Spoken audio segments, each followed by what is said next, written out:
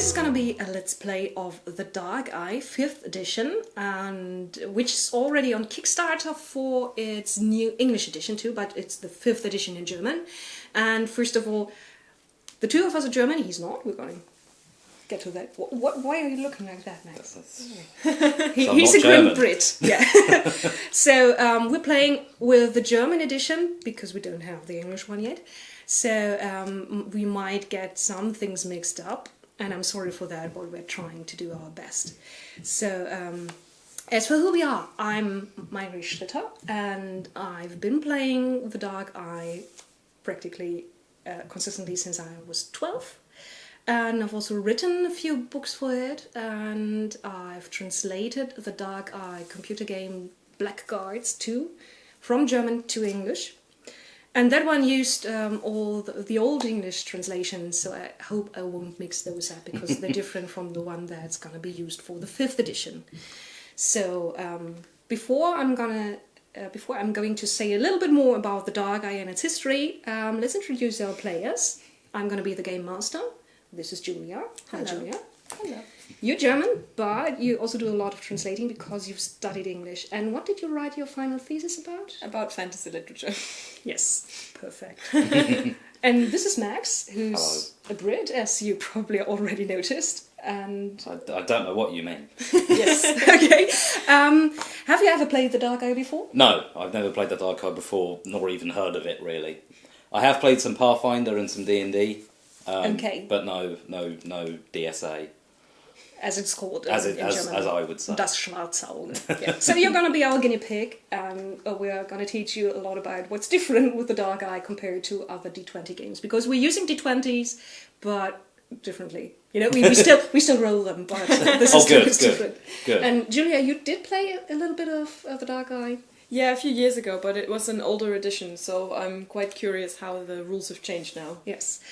As I've already mentioned, it's already the 5th edition, and they changed a few things. They streamlined it mostly. The 4th edition was very, very complex, had lots of layers, and they decided to do it a bit differently for the 5th edition, so you can play with the basic rules, and that basically covers everything, because, you know, basic rules. But then you can add on as much as you like as a player or as a game master and get new levels of complexity if you want that.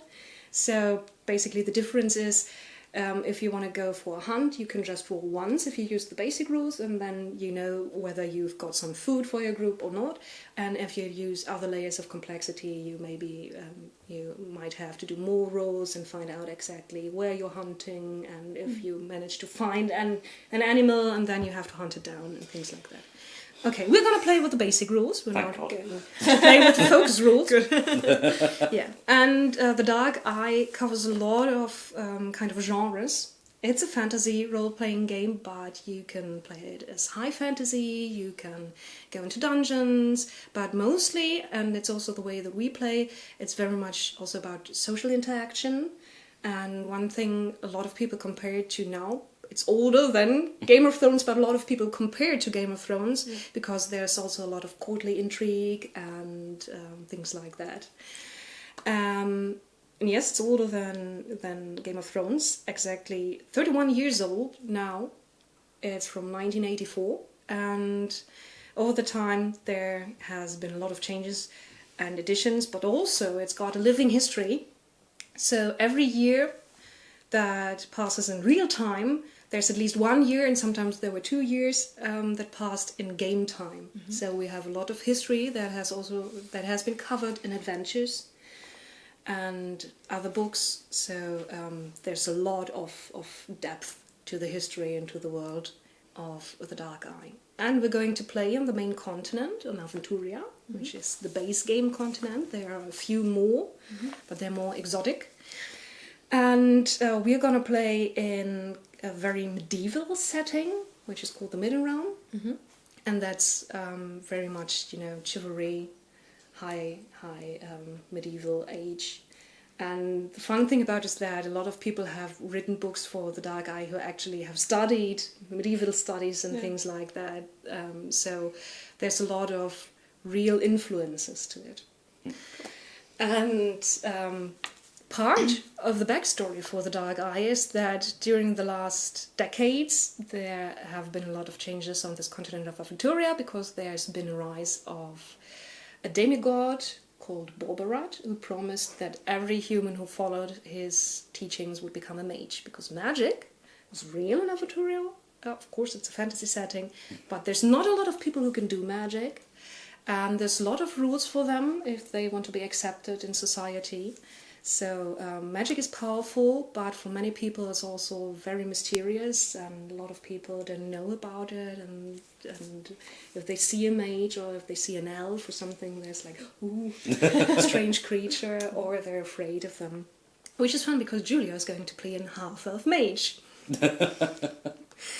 And this demigod, Borbarat, he got a lot of followers, some of them because they believed what he said, and many of them just because they wanted to see the world burn. Well. And he was finally banished, which is one of the most popular adventures ever. So you could play this banishing of Borbarat. I've heard of that campaign, actually. Yeah. It's the campaign for the Dark Eye, I think. And afterwards, some people picked up where he left off, and they created the so-called Darklands or Shadowlands. And by now, most of those have fallen too, but a few are still left. And we're going to play right where the Midden Realm ends and one of these Shadowlands starts. Trans-Isilia, as it is called, a part of Tobrien, which is the eastern part of the Midden Realm. And there's still a lot of weird and dark things going on in Tobrien. You have had three people who had the say over there, and one of them was a crazy mechanic who created a city that was ever changing. And one of them has planted demonic trees everywhere, and one of them is a werewolf who rules the land. So a lot of evil people over there. Other Shadowlands was like, one was ruled by an undead dragon, and there were a lot of undead people walking around. And things like that. Yes. And that's all concentrated in the east of the Midden Realm. And we're gonna throw you into the happening, into our story, because we are not going to play a long adventure, we're just going to show how the Dark Eye works. And I also created for you legendary characters. You can create kind of normal characters, and then you can make them greater just right from the start, just by using more points. It's a system where you don't roll to find out how good you are. That's been part of older versions of the Dark Eye, but you buy different things with your points. So you're very good, actually, at what you do. Like it, yeah. Yes. You're playing a warrior. Yes. And you're very good at hitting things. Yep. That's pretty much it, really, with warriors, isn't it? Yes. Yeah. You're also nobility. That's true. Lesser nobility, but still. I thought that would be nice for your British accent. A lesser noble who's good at hitting things. Okay. Yes. So he can hit things and look snobbish while he does so. Yes. Excellent. He's very good at that. He's very good with a sword and a shield, and not as good with other weapons, but still quite proficient in killing people with anything that comes to hand. Cool. So, and you're a mage. Yes, a half-elven mage. And you're a guild mage. There's different kind of mages in the Dark Eye, and the guild mages are the ones that are most common in human cultures. And they're kind of the classic mages, long robes, wearing pointy hats, having a staff, and lots of rules, how they can use the magic, when they can use the magic, and things Lots like of that. spells. Yes, and you've got lots of spells. We're also playing with the card decks, with the German card decks, which make it easier to get an overview of what you can do and what you cannot do. So you've got a lot of spells on these cards. Like this Guardianum is a spell that protects you from magic that is cast against you. And you can do other things like throw fire at an enemy, or at Max if he annoys you. Be careful. I can block it with my shield, right? Yeah, basically you can. The rules say you can try that, but it's not going to work that well. Oh. And it's going to cost you the shield, I guess, because it's going to be set on fire. But then I have a flaming shield. Then you have a flaming shield, which is very impressive for a Yeah. short time. As long as it's long enough for someone to take a picture. Yes. already found my favorite one. This is a Yes. flaming sword. I can turn my staff into a flaming sword. To match my flaming shield. That's very cool. Yeah. I need to add that to my character profile. The flaming The shield. flaming shield. Flaming shield. Yes. You've got a great character portrait. What class am I then socially? Am I nobility as well? Peasant. You're a scholar. Oh. The social status, it's not going to be important for us. Okay. That's just something that you use when kind of you're trying to interact with nobility. If you're going to play court intrigue, that's going to be very important because not everyone is going to be able to talk to everyone. And there are, some adventures where you have to actually talk to the Empress of the Midden Realm. Mm. And yeah, if you know The boss of the Midden Realm is a woman nice. right now. And yes, so Yeah, but if you don't know how we're to going, talk to her. yeah, that's also covered under a talent called etiquette. And so the basics are you've got attributes, you've got 8 attributes, and then you've got skills. And skills can be talents, they can be weapon skills, and they can be spells or miracles. And yeah, you've got a lot of talents here from flying, which is important if you're a witch, because witches can fly.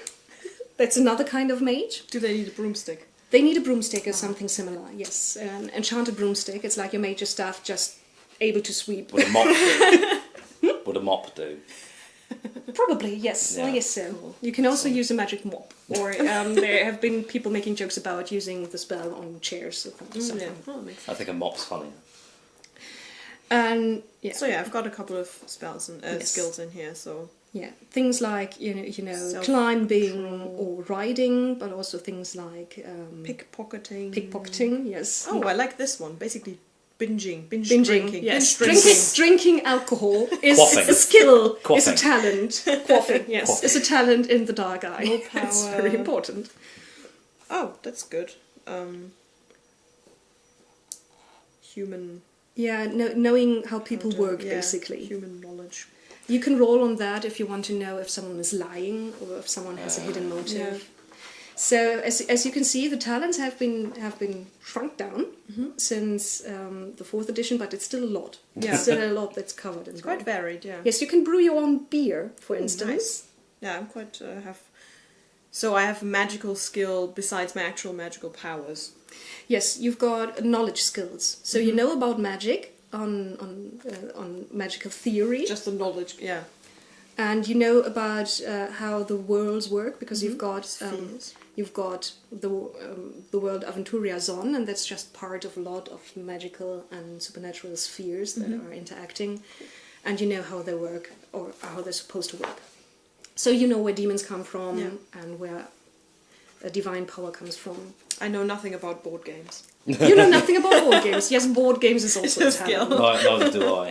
I don't know anything That's about very traditional. You Yeah. know, the Dark Eye has been around for a long time, and there have been a lot of questionnaires, and there was a beta for the new edition, and people were like, we need to have quaffing, and we need to have board games and things like that. We want to have it in there, but you don't have to kind of invest points in it Yeah, if you of don't, course. if you're not interested. it. Very meta.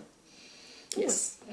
And I also liked what that I can draw and paint and. It's important as a mage yeah. because you have to do your magical circles if you want to conjure any supernatural creature. Yeah, I like that. It's very hands-on magic. Okay, so those are the characters you're gonna play. Do you have names for your characters? Yes. I'm Valaria. Valeria? I'm Antonio. Antonio.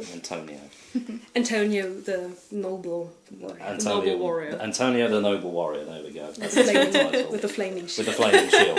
It's a very long title. There's not enough room. Yeah, your card is Yeah. The gonna be noble big. warrior. Okay. The Dark Eye has lots of different regions. As I said, we're going to play in the Midden Realm, which is very much medieval times with magic and undead dragons and things like that. But there are a lot of castles, people on horseback, peasants who are tending the fields, things like that. Yeah. But there's also like a region that's Arabian Nights, basically, with genies and magical dancers. And there's also something that's like the Italian Renaissance. And there's a Greek region, and you also got kind of fantasy Vikings, the Thorwald people. Cool. So lots of different settings for anything you would like to play. Okay, well, we're starting at a point where you've already kind of finished most of your quest. Oh, okay. That was easy. Well done. Yeah, well done, the Go two us. of you. Because you've been asked to infiltrate a cult and to find out more about it, because most people on Aventuria believe in a circle of 12 gods who kind of protect the world from evil. And there's churches for each of them and priests for each of them. There's also demigods, they're not as important. But they say there's a nameless 13th god. Ooh. And each god rules 1 month, but the 13th he has 5 days for himself, and evil things happen when those are around.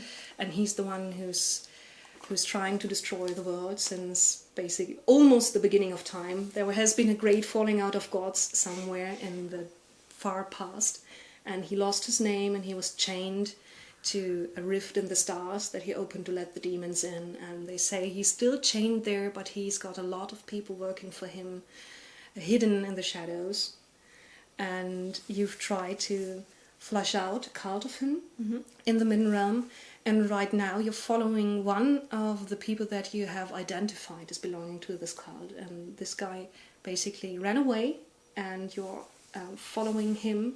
He's traveling towards the Shadowlands, although, and this you know because you know about religion, as your character sheet tells you, and things like that. Yes, I do. The 13th, the nameless one, is not really involved in the Shadowlands. The Shadowlands are a demonic evil, and he is like the fallen god evil. It's different. Okay. And they say that also some of the worshippers of demons are hunting the nameless one just the same as the good guys do.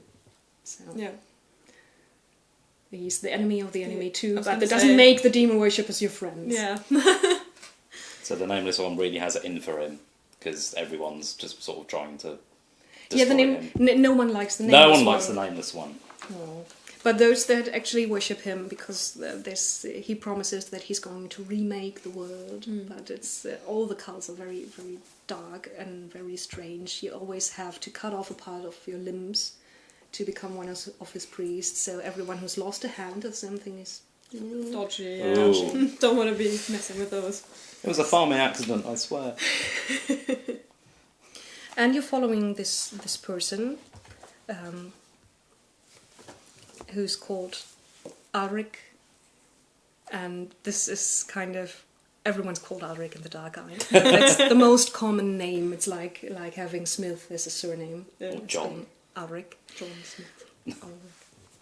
Ulrich Fährmann, which translates as bargeman, I think, and who was basically undercover as just a normal merchant, but you've sussed out that he's actually one of the informants for a cult of the Nameless One, and that's why you're hunting him, because he knows the names of everyone else in the region who is part of this cult, and you need his knowledge to get the rest of them and to uncover who might also be hidden there. Is there maybe some cultist of the Nameless One at the Imperial Court just waiting to strike? You don't know, but he might have the key to that. Are we doing this just for ourselves because we're the good guys, or are we doing this for someone? You've been contacted by one of the churches of the 12, actually by a subcult of the Church of Raya. Raya is the 12th of the 12 gods, and she's the goddess of love, sex, roses, and killing the Nameless One, basically. The last one is not her official list. job, That's but she hobby. but she does have a subcult that is basically hunters of the Nameless Ones, and they have contacted you through one of their agents and asked you to help out, and because it's for the good thing, and they're also paying well. The greater good. The greater good. It's and for the also greater the good. money. And gold. Yes. So, Sounds good. but right now you're without any help from them because you had to move fast, and you're still traveling hard, and you're leaving kind of the civilized regions for the last few days. All you have seen there have been small villages and some people who are living in the woods by themselves. And now you're traveling hard for the border that is called the Black Sickle, It's a mountain range, and basically there's not going to be a border sign, or there's not going to be any markers, but you know that on the other side of this mountain range, the dark things are waiting. Oh God. Great. So you don't know if this person is going to meet someone there, or if he's just trying to get somewhere where you're not going to follow, but you have to catch him fast. Yeah. Okay. We're riding, I suppose.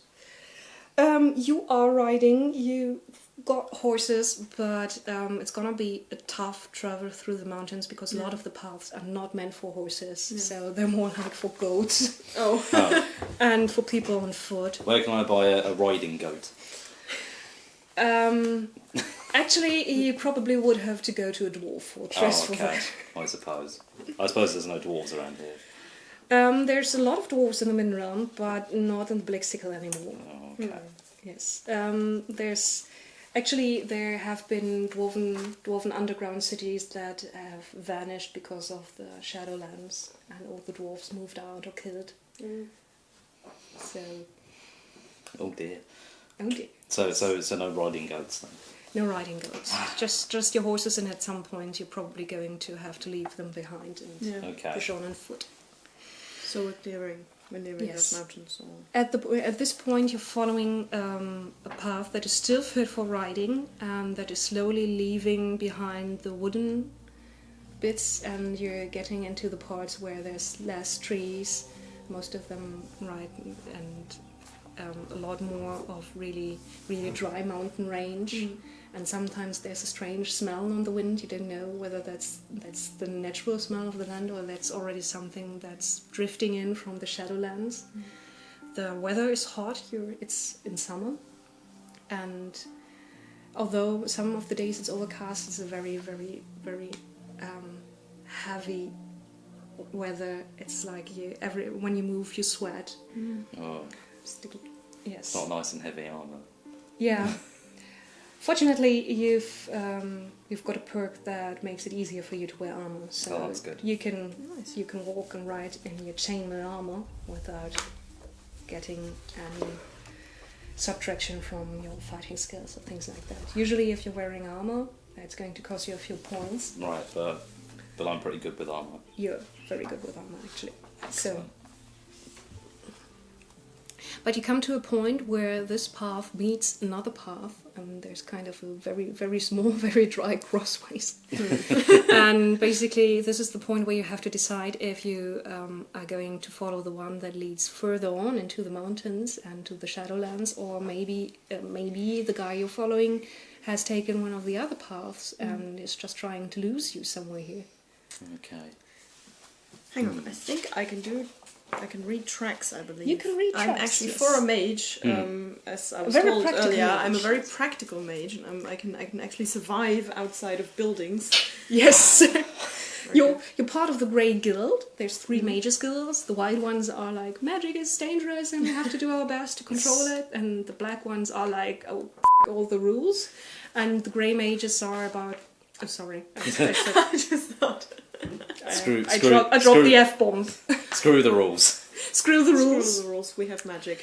And the grey ones, they are mostly about knowledge and about doing the right thing and everything in temperance. No, but you're from an academy that produces very, very practical mages. Lowangen, it is called, the Grey Academy at Lowangen. They concentrate on shaping the living. You can also shape non-living objects, but you're good at changing your own shape and then healing people. Nice. That's 2 of your specialties. And they're also very, as I said, very practical because the region they're living in has been raided by orcs and things like that. So you have to fend for yourself or be able to. And you can read tracks. That's basically what I'm trying to say, because you've learned it, because you, when you learn magic, you're also kicked out of the academy to learn practical skills. Yeah, I have some good stuff. I have tracks. I can orientate myself. I can do plants and animals. And stuff. Yeah. Yes. So you would like to check this place for tracks for anything? Yes, maybe it will help. Yeah. Who knows? So, do you know how to do that? No. D20, I believe. Yes, you roll D20 and you roll 3 of them. There's different kinds of checks. And a skill check means that you find the talent or the spell that you're trying to do. And there's also always notes about which attributes you need for your skill check. So, And this says you need sagacity.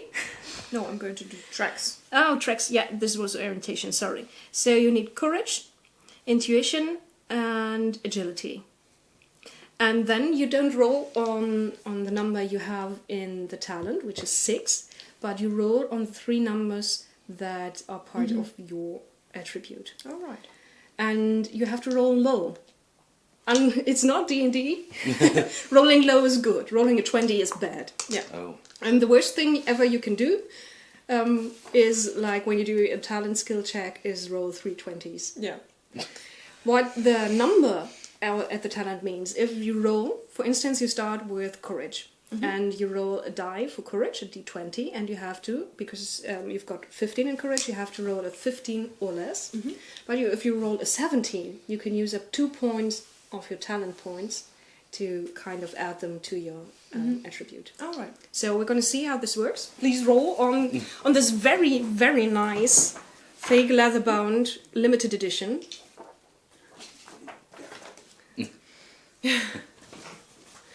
Of the basic rules. There are different versions of the basic rules. The limited edition is so limited that by now you can't get it anymore. Unless you're gonna find one on eBay or things like that. And then there's the normal edition, which is this hardcover book. And then there's a smaller softcover edition, which is...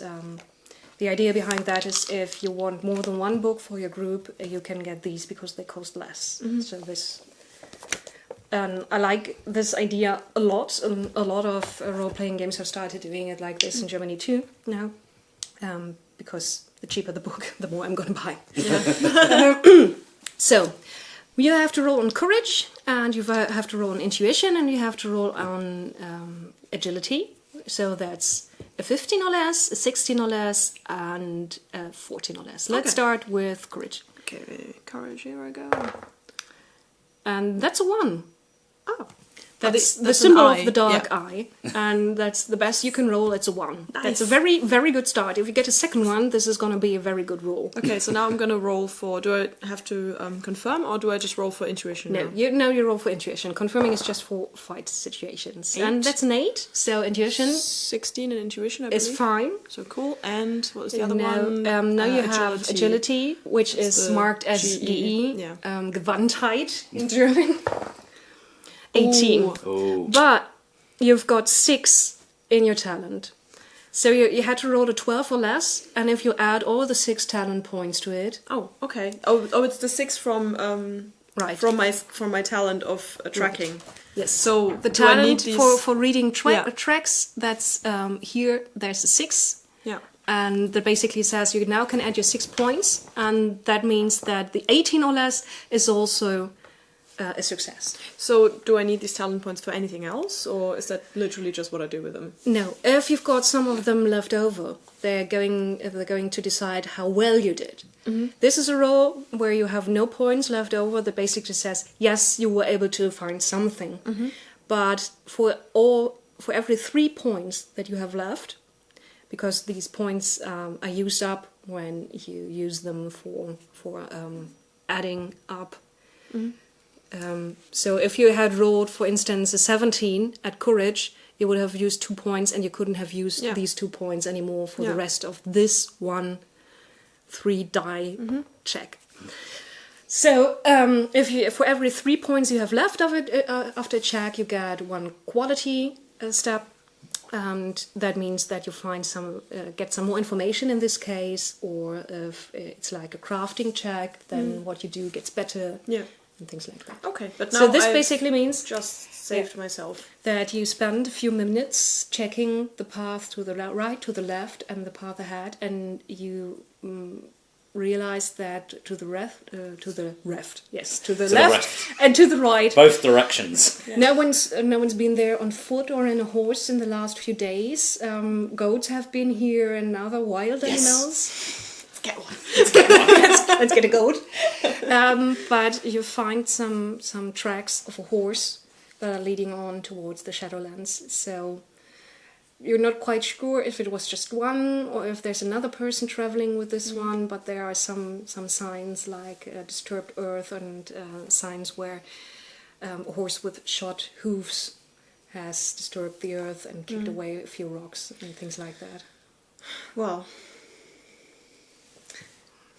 I guess we'll have to go into the mountains then. Oh no, I was hoping to get a goat. Our horses will do for now, so Okay. I suppose we should probably carry on. Alright, lead on. Okay, that was our first check. Did you understand the rules? Yeah, it makes sense. No, actually, I think it's quite useful with rolling below the number, because then the higher the number, the better. So Yes. that's quite good. Makes sense. I just have to check which abilities, which attributes They use, yes. I use. And because you're a mage, of course your sagacity is high and your intuition is high because you need them to cast spells. Yeah. Because most spells are going to use sagacity because you're a guild mage. Yeah. There's other traditions of magic that use more intuition or charisma. But you're kind of the bookish mage. Okay.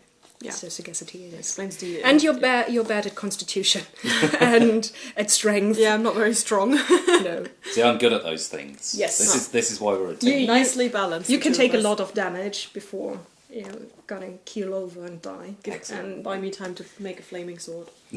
yes. Okay. So you keep riding on. Yeah. It's about midday at this point. Very warm. Yeah. No shade. No shade. Yes. And it's kind of a slightly unnatural heat. You think it shouldn't be this warm in this region at the time. At 1.5 hours later, that you have been making good time towards the higher bits of the mountains, kind of snaking your way through valleys and a few brooks, but no more crossings, no other paths.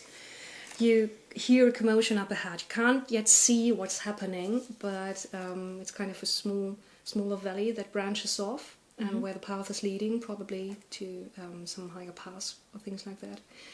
And you can hear someone fighting and people shouting out. You can't understand yet what they're saying, but something is happening over there, and it's not friendly. Okay. Ooh. Okay. Well, we should definitely check it out. Yes, I agree. Is there a kind of perception equivalent? Yes. It's called Sinneschärfe. Where's that? It's over here. Oh yeah, I see. Yeah. There we go. You're okay at it? I'm not so okay. Not, yeah, you're a little bit less okay I at at it. least have it. Okay, you can roll on that to try to make out how many people there are or Okay. what they're saying. Kind of a listening check. Yes, excellent. I love the Yes. flaming shield. Yes, and Antonio, the noble warrior with the flaming shield, is the full title. So you have to roll. I need to roll on. Sagacity. Sagacity and intuition twice. Okay. Oh, you can. Oh, that's the same thing. So you can roll Yeah. twice. It's the same on- thing. Oh, I see. Yes. For instance, here controlling yourself when you suffer from pain and when you have to concentrate. Courage That means you twice. need courage twice and Yeah. constitution once. Okay. Interesting.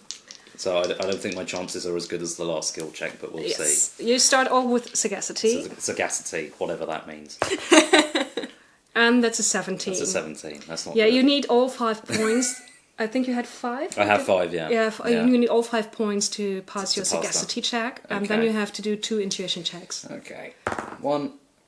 16. No. No, and you're out of points, so basically No. the last It- roll of the die, and it's not going to change anything. well, let's do it anyway. Oh, 3. there Yes. we go. What a shame. So if you roll, when I rolled a 1 to make it a critical success or something, I'd have you to need roll to. another one. If you're doing one of the talent checks where you roll 3 dice, you need 2 ones to get a special effect out of it. Okay, cool. And if you attack, you just need 1. You just roll 1 die. We're going to get to that, I think, pretty soon. And if you roll a 1, that's a success. an automatic success basically, and then you roll again, and if that would be a normal success, then it's a very special success. Then you're going to do something very cool with it.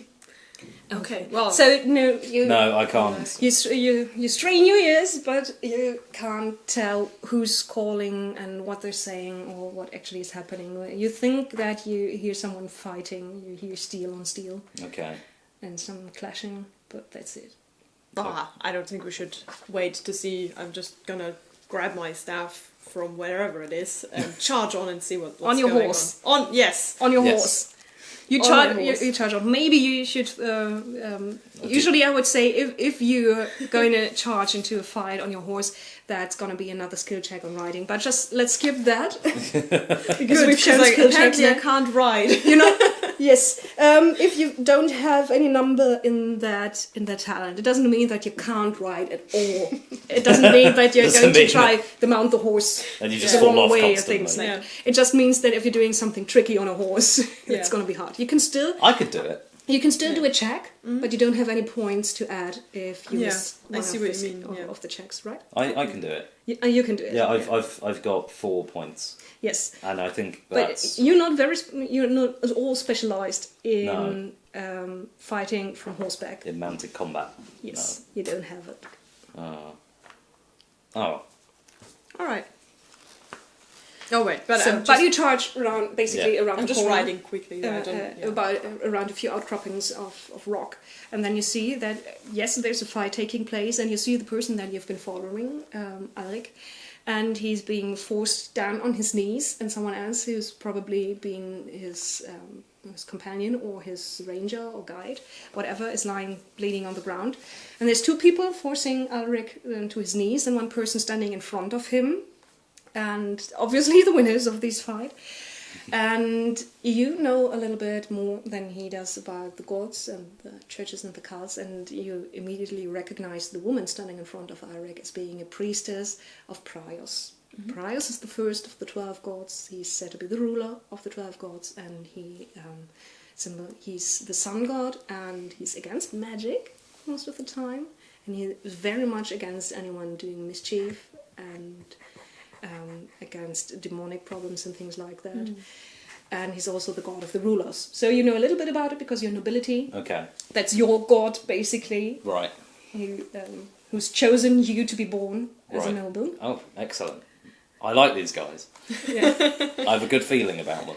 And she's wearing the official robes of a priestess or a priest. So that's the robes are white and red, and on her shoulder she's got 3 different parts that symbolize the sun rising from red to gold. And on her belt there are 2 orbs of gold that symbolize the sun, and she also has a scepter with the head shaped like a sun, but that can also be used very efficiently to hit someone. And obviously she did, because you can see a little bit of some drops of blood. Oh, very noble. on her scepter, and she's also breathing heavily. And the 2 guards she has with her, they're wearing chainmail armor and white surcoats with the symbol of her church. So obviously they're sworn warriors of the Church of Priors. There are different orders, you can't really tell which one it is, but they are basically holy warriors. That doesn't mean that they themselves are priests, not at all. Yeah. They're just fighting for the priesthood. Yeah. So, Oh dear. what do you do in this situation? Someone has caught your guy and they have been faster Oh dear. than you were. Well, I'd say I'm definitely not going to just charge in there, but I'm going to stop the horse and get off and... Yes. And let it be known that we want this person alive. Yes. Yes. The Um, priestess looks up and she keeps her face very, very straight, very regal, and lifts one eyebrow and says, "And who would you be?" Would I know how to greet them properly? Because I don't know. Yeah, usually Hail you your say, eminence. eminence is a little bit high. Yeah. She just got 2 orbs on her belt. That means she's a normal priest. And you usually, in German you say Euer Gnaden, which would be your grace. Your grace, I suppose, but that's the That's usually Yeah, what that's you quite okay. high. I don't know what the How would official. you call a priest? Father. Well, Padre. Well, if anything, she's mother, and it's all. Yeah, it could be Lady. mother. I will just address her as lady. Lady's Yes. probably a good bet. Yeah. Yes. Well, my lady. Or what you say is like, hail in the name of Priors. If you're faced with a priest, you Okay. invoke their god. Oh, that's of good. course. Hail Yeah. in the name of Priors. I like that. That sounds... Yeah. Yes, hail in the name of Priors. And may Prior's eye rest on you too. What are you doing here? And do you have any business with this man? And she shows him a little bit. Yes, my name is Valaria, and this is my partner, Antonio. This is news to me. Hello. Well, you know, in our endeavour, not... Yes. You know. Companion. Yes, it's my companion. I do not care what specific relationship you have. What are you doing here? We are hunting this man. We were hunting this man until you caught him. Well done. Bravo. I don't need your sarcasm, sir. That wasn't sarcastic. We've been trailing him for days. And so have we, and other of his kinds, and others of his kind. Well, So what I'd say your task is at an end, and you can return home. Wait, what do you intend to do with him? Because Kill him, of course. Now this is where we have a difference of opinion, because he has vital information that we need to extract. after that, you can You do can whatever kill him you afterwards choose. if you want. Yeah, but we need to interrogate him before we kill him. He has information about others of his ilk that may be useful to the realm. Of course I'm not going to kill him on the spot. Prius is the god of fairness and of trials, and of course he's going to stand trial. But I don't know why I should let you interrogate him. I don't know you, and I don't know what kind of business you have here. Well, in the name of the gods, of course. We are, well, sent by... or at least working for the goddess Raya, I suppose. And... Raja! Her eyebrow rises again, very high this time. Oh, does Prius not like Raya? Not very much. You know, the 12 gods, they're working together, but there's a lot of rivalry. Yeah, And, you know, but- Prius is very, very stern, Of course. and Raya is all like, party! Well, but we're all working towards the same goal. Ending the And that would threat be bringing of... this man to justice. Yes, and ending the threat of the nameless one and his supporters, of course. So you do know who he is. Well, that is why we've been following him. Yes. Is that not why you have been following him? Yes, I have been, but I wasn't aware that anyone else knew about him. Well, Which is quite an oversight. She directs her gaze to the two of the soldiers, which well, but I mean, we're being all very honest and fair here to each other. So, of course, we very much support you giving this man a fair trial and having him brought to justice. But it would also serve the cause of justice if we were to extract the information that he has before any further steps may be taken. By the way, is this guy conscious? Is he listening to this conversation? Just he is. He hasn't yet. I can hear you. No, I'm right here, you know. he's still there on his knees, and he basically, you think he's just keeping his mouth shut because right now he's between Two two people. two people who are going to kill him or do very nasty things to him, All in the name of justice, of course. and the gods. Yes. Right. Well, what do you say? Do you have a place where you were going to take him? Could we accompany you? Could we help you in any way? Yes, you could accompany me. If you swear an honest vow under the eye of Prius that you are not going to be a hindrance and that you are going to follow my orders. Oh, I'm not... this is swearing vows and all that. That's all very serious. Yes, that's very serious. It is. Something I can do. Where are my cards? Flaming sword! Flaming shield. Can I do anything with my nobility status? Yeah, of course you've got proof that you're of noble birth. Yes. So you've probably got your signet ring or Yeah. things like that. So you can Okay. prove to her that you're a person that is very trustworthy in her eyes because you've been chosen by her god. Yes, to I be a need... leader of men. Maybe you should do some talking. My lady, I need to make no vows, for as you see by this signet ring, here I am a Baron of Milton Keynes. That swears loyalty to The Empress of the Midden Realm. the Empress of the Midden Realm, absolutely. We're going to work on that. We're going to work on that.